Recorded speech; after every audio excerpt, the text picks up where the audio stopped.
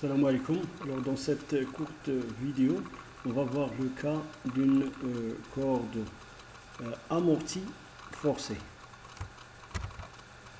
Voilà. Alors dans les deux vidéos précédentes, on a vu le cas d'une corde non amortie forcée avec une force F0 cosinus oméga de t et un déplacement y égal à A cosinus oméga de t. Alors cette fois-ci, on va traiter le cas d'une corde amortie forcée, c'est-à-dire qu'on va rajouter ce terme-là sur l'équation d'onde, 1 sur tau, la dérivée première de y par rapport au temps, qui représente une force de frottement, bien sûr avec v au carré égale à la v au carré dérivée au deuxième de y par rapport à x, avec v, la vitesse de propagation, qui est égale à racine carrée de t0 sur mu. Et tau, ce qu'on appelle le coefficient, une constante de un temps caractéristique qui est égal à mu sur bêta. Mu, c'est la masse linéique et bêta, le coefficient de frottement. Voilà.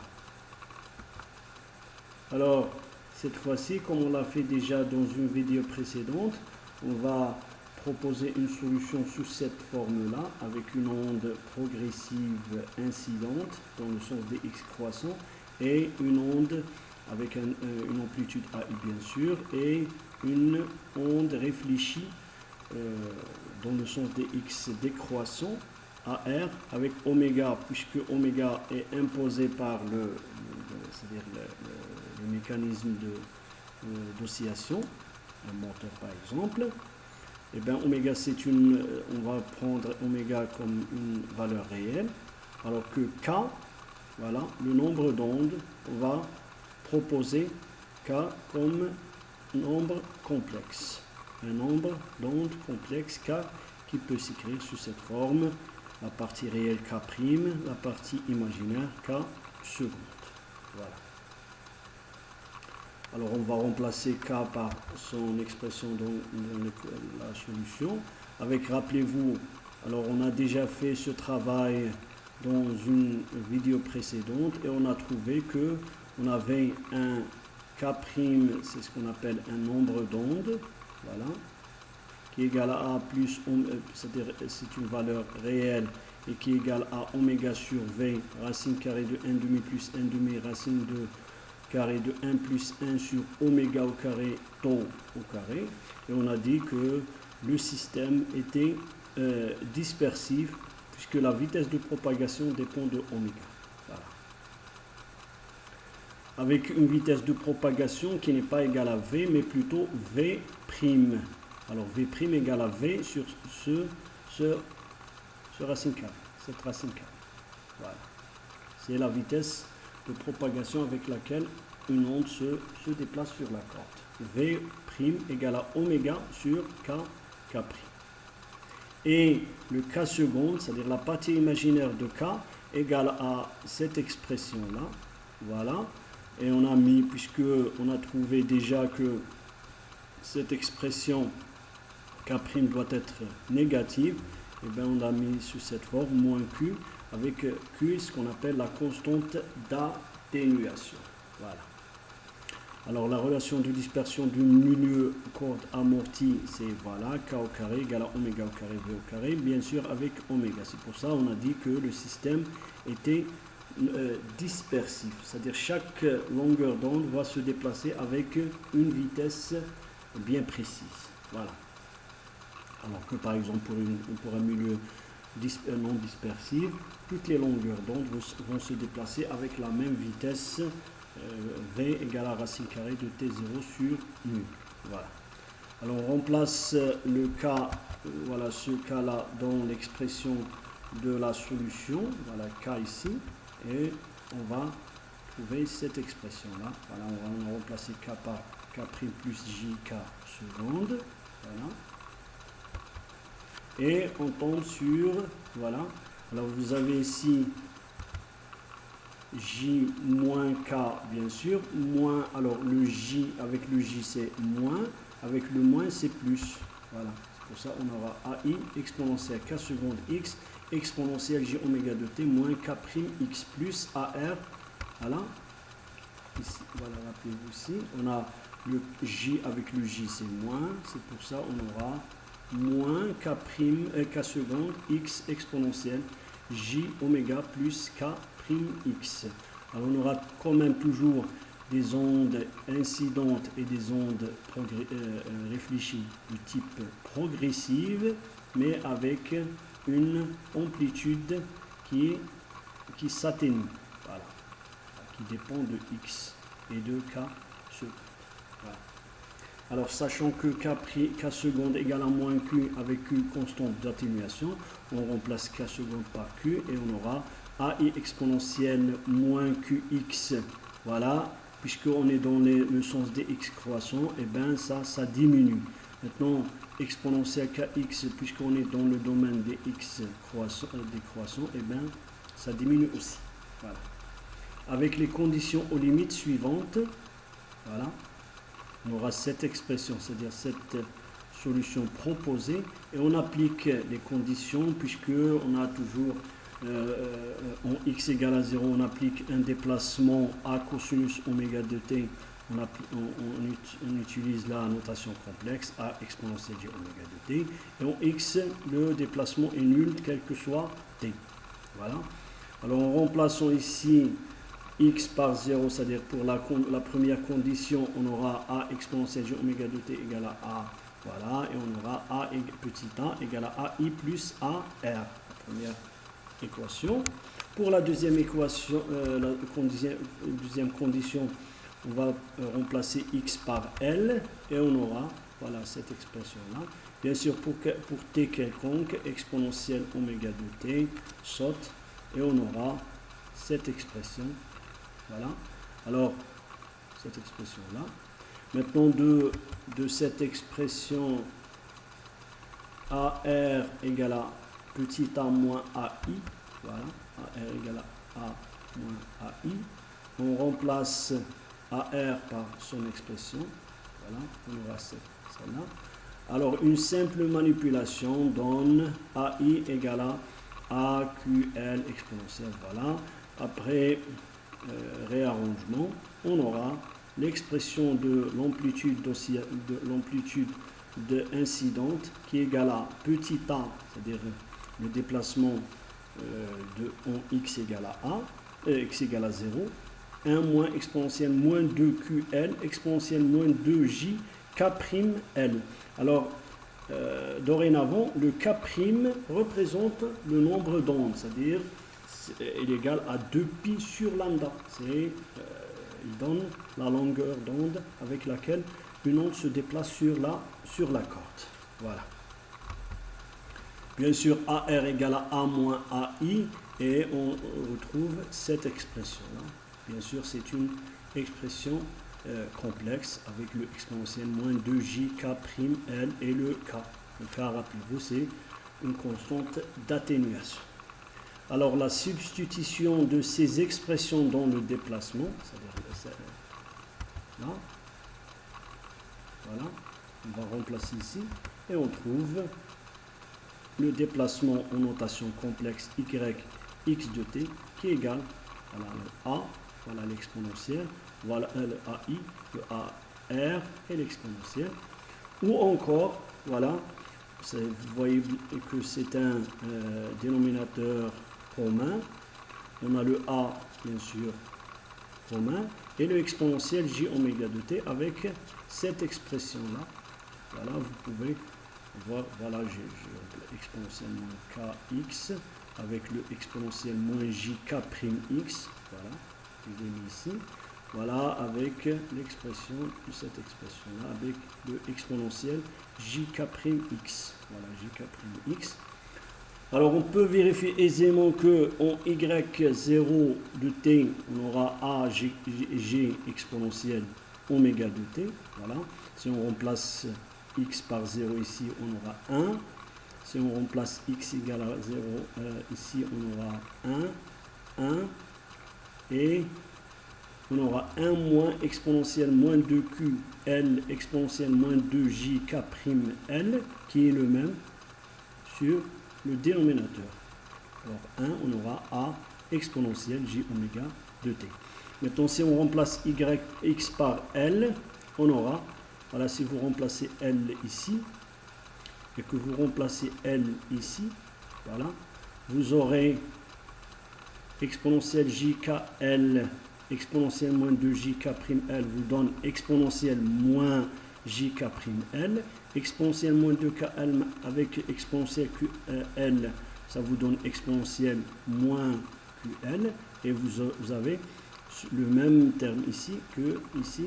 Alors on aura 0 et on retrouve que y de L de t égale à 0. Aussi, on vérifie que pour une corde non amortie, voilà, pour bêta égale à 0, c'est-à-dire que pour t taux tend vers l'infini, rappelez-vous que taux égale à mu sur bêta, pour laquelle on aura k' égale à oméga sur v égale à k, voilà, rappelez-vous ici, dans les calculs. Si vous avez le taux ici égal à l'infini, et bien vous aurez 0, et k' égale à 1 demi plus 1 demi, on aura 1, et on aura k égale à oméga sur v, c'est égal à k. Maintenant pour taux qui tend vers l'infini, on aura 1, 1 demi moins 1 demi, c'est 0. Et bien il n'y aura pas de constante d'atténuation, c'est-à-dire qu'il n'y aura pas d'atténuation, et on aura la même relation de dispersion, k égale à oméga sur v. Voilà. On va voir est-ce qu'on va reprendre les mêmes expressions. Et bien, si on pose k, q égale à 0 et k' égale à k, et bien, si vous mettez le q égale à 0 ici, vous aurez 1 moins, voilà, 1 moins exponentielle moins 2jkl. Ici, vous aurez exponentielle plus moins jk'x, vous aurez ici 1, vous aurez ici 1, et après manipulation, et bien, vous tombez sur cette expression-là. Voilà. Maintenant, en multipliant et divisant par exponentielle jkl, on trouve, voilà, je divise par exponentielle jkl, j'aurai a sur exponentielle jkl moins jkl. Voilà, et je multiplie ici par exponentielle jkl, j'aurai exponentielle jkl moins x moins exponentielle moins jkl moins x fois bien sûr exponentielle j moins oméga. Et si je mets ici 2j et au dénominateur 2g, j'aurai le sinus kl moins x, et ici j'aurai le sinus de kl. Voilà, et je reprends là l'expression du déplacement d'une corde non amorti. Voilà. Alors, voilà, c'est l'expression d'une corde, du déplacement d'une corde amortie forcée. Voilà. Alors, l'amplitude d'oscillation est la partie réelle de l'amplitude. Voilà.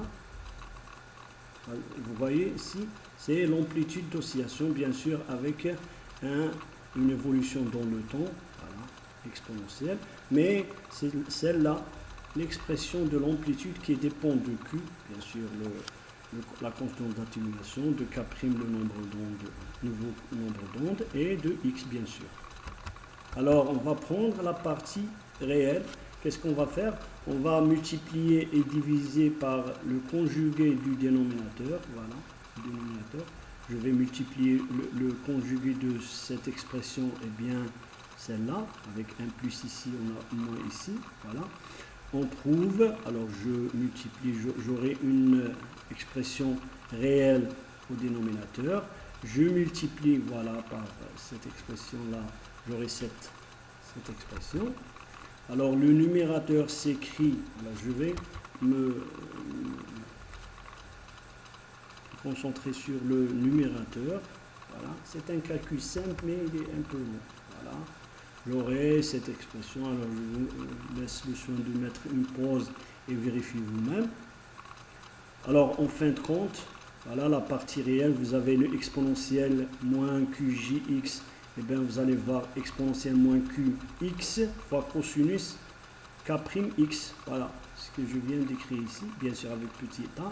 L'exponentielle, vous allez prendre la partie réelle de ce terme, la partie réelle de ce terme, voilà, et vous aurez cette expression-là.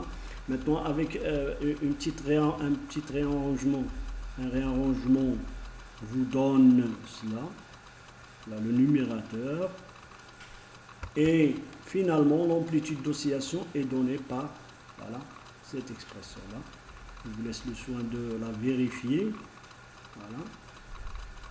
Alors, il est possible de vérifier que l'amplitude en x égale à 0 égale à petit a, et qu'elle est nulle pour x égale à L. Alors, on peut vérifier. Par exemple, si on prend x égale à 1, 0, alors c'est 1 exponentielle moins q 4L, cosinus 1, cosinus k 0 c'est 1, moins 2QL plus exponentielle moins Q de L cosinus KL. Et bien, si vous faites le calcul, vous aurez bien la valeur de A. Et qu'elle est nulle pour x égale à, si vous remplacez L ici, vous aurez la valeur de 2R. Voilà, c'est celle-là, la expression de l'amplitude d'oscillation de la corde amortie forcée. Voilà. Alors, il est aussi possible de vérifier que pour Q égale à 0 et Q' égale à Q, corde non amortie, l'amplitude d'oscillation est donnée par, c'est-à-dire si vous prenez Q égale à 0, et bien vous aurez 1 ici, on aura 2 cosinus kx, puisque le k est devenu k, voilà. 1 plus 1, cosinus k2l moins x. Au dénominateur, on a 1 moins 2 cosinus 2kl plus 1. Et bien, après réarrangement, et bien, vous devez trouver cette expression-là. C'est l'expression de l'amplitude d'une corde non amortie forcée. Voilà. Alors, on peut réarranger cette expression-là en faisant apparaître le sinus au lieu du cosinus. Alors là, on va utiliser cette relation trigonométrique. On va remplacer ici le cosinus de KL par son expression-là. Voilà. Ou encore, voilà, je multiplie par 1, par 2, exponentiellement de KL. J'aurai cette expression-là. Voilà. Encore. Alors, pour que, même pour, alors vous voyez ici, même pour sinus K'L égale à 0 et Q différent de 0, voilà, c'est le cas par exemple, c'est-à-dire le cas d'une corde amortie, mais avec sinus KL égale à 0, c'est-à-dire rappelez-vous que pour une corde non amortie, on avait sinus K'L égale à 0, on avait une amplitude infinie, voilà. Le dénominateur de l'amplitude n'est pas nul. À la résonance, l'amplitude n'est pas infinie comme c'est le cas pour une corde non amortie. Voilà les résultats, ou bien ce que l'on a dit pour, c'est-à-dire pour dire que dans le cas d'une corde non amortie, l'amplitude était infinie, mais dans la réalité, elle ne devait pas l'être. Voilà. Et bien, c'est la preuve. Voilà. Même pour sinus KL égale à 0, on n'a pas un dénominateur qui est nul. Voilà. Vous aurez toujours cette expression de 1. Bien sûr, si vous avez le Q égale à 0, voilà, il n'y a pas d'amortissement, et bien vous aurez 1 moins 2 plus 0, bien sûr, plus 1. 1 plus 1, 2, moins 2, 0. Voilà, on retrouve le cas d'une corde non amortie. Mais c'est là la preuve que pour une corde non amortie, le dénominateur de l'amplitude n'est pas nul, même pour sinus KL égale à 0. Voilà. Alors pour sinus, alors pour que cette amplitude soit maximale, on doit prendre le sinus au carré KL égale à 0. Voilà. Alors K'L égale à MP. N égale à 1, 2 jusqu'à N max bien sûr. Avec les Kn' prime égale à n pi sur L. Voilà. Alors l'amplitude est maximale, c'est-à-dire en résonance. Et bien sinus au carré k prime L est remplacé par 1. Et on aura cette expression de l'amplitude. Alors, sachant que, alors la fois passée dans une vidéo précédente, on a montré que 2kn, alors bien sûr k prime n, k seconde n, k prime n doit être égal à moins oméga tau v au carré. Voilà. Il faut voir une de mes vidéos précédentes. Ce qui donne k prime, k seconde plutôt, égal à moins oméga sur 2k prime tau v au carré. Avec bien sûr Q égale à moins K seconde égale à oméga sur 2K prime tau sur V au carré. Voilà. C'est la relation de la constante d'atténuation en fonction de oméga, en fonction de K prime, le nombre d'ondes, en fonction de tau, le temps caractéristique, et de V, la vitesse de propagation sur une corde non amortie. Voilà, il faut faire attention. Alors, pour n égale à 1, c'est-à-dire le mode fondamental, voilà, pour le mode fondamental, on aura n égale à 1. Alors, je remplace ici n par 1. J'aurai pi sur L et Q1, c'est-à-dire la constante d'atténuation qui correspond à ce mode. Et bien, elle dépend de oméga 1, c'est-à-dire oméga 1, c'est là la pulsation de résonance du premier mode. Égal, je remplace oméga. Vous avez normalement, il y a un L ici. Non, pas un. Je crois qu'il n'y a pas, un L, mais on continue. Q1 égale à oméga 1 sur 2 pi tau V au carré. Alors, pour trouver la valeur de oméga 1, on doit résoudre l'équation. Voilà. Donc, vous avez K'1. J'ai pris là l'expression de K1 et je l'ai mise égale à pi sur L, puisque c'est le mode 1. Alors, comment faire pour trouver la valeur? Puisque ici, on doit avoir la valeur de oméga. Le taux, on peut l'avoir, par exemple, une application numérique. Le V, on connaît par exemple la tension et la masse unique de la corde. L, on connaît, bien que L doit sauter ici. Et alors, comment faire pour calculer là? C'est-à-dire, pour calculer Q1, on doit trouver la valeur de oméga 1. Voilà, c'est ça notre tâche. Alors, comment faire? Je vais remplacer le K1' par son expression, voilà, donnée ci-dessus, et on connaît que K1' dans le mode 1 égale à pi sur L. Et bien, comment faire pour trouver la valeur de oméga?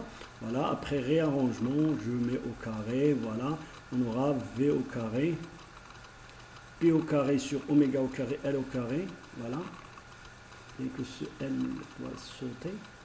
Je l'ai mis égal à 1, voilà, ça n'affecte pas le résultat, mais quand même, vous devez vérifier. Alors, V au carré, P au carré sur oméga au carré, L au carré, égale à 1 demi plus n demi, racine carrée de 1 plus 1 sur oméga tau au carré. Alors, comment faire? Vous connaissez déjà ce type de résolution. Qu'est-ce que vous allez faire? Vous allez tracer la courbe, cette courbe-là en 1 sur oméga 1 au carré. Vous tracez cette courbe en racine carrée de 1 sur 1 oméga au carré, et le point de croisement, c'est la solution. Voilà. Alors j'ai fait ce travail, je vous recommande de le faire vous-même. Et pour quelques valeurs numériques, alors j'ai pris A égale à 0,05 mètres. Bien sûr, elle est très très petite devant la longueur. Par exemple, j'ai pris L, l'unité, 1 mètre. J'ai pris taux égal à 10 secondes.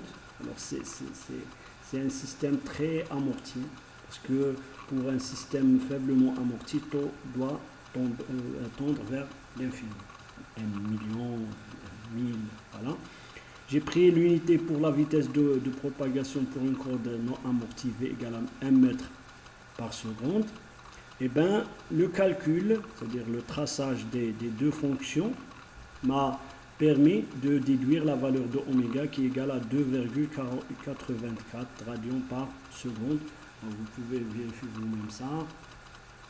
Vous pouvez aussi prendre d'autres valeurs, surtout pour taux, essayez de le prendre très très grand et voir qu'est-ce que cela vous donne. Mais juste pour vous montrer comment faire pour avoir la valeur, la pulsation avec laquelle aussi la corde dans le mode 1. Maintenant, vous pouvez faire la même chose pour le mode 2, le mode 3 et ainsi de suite.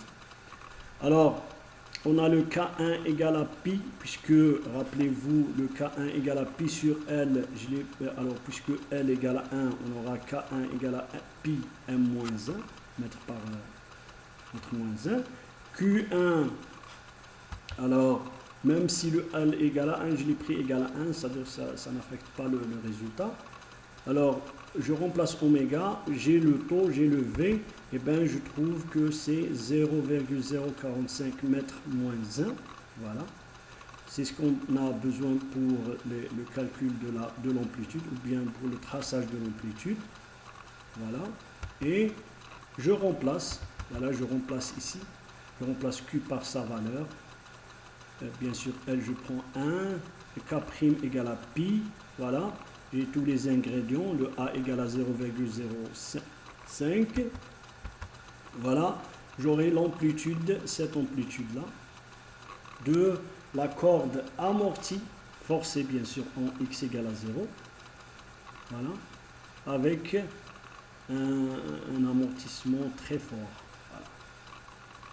Voilà. Et j'aurai, si je trace cette fonction, j'aurai cette forme du mode premier, du mode 1. C'est un peu bizarre parce que ça diffère du mode premier pour la corde non amortie. Voilà. Alors, j'ai tracé juste une partie, mais vous devez savoir que ça va osciller. Voilà.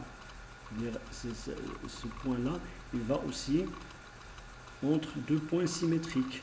Ce point-là en X égale à 0. Alors, apparemment, il y a une erreur parce que normalement, en X égale à 0, l'amplitude égale à 0,05 et non pas, je ne vois pas où l'erreur réside.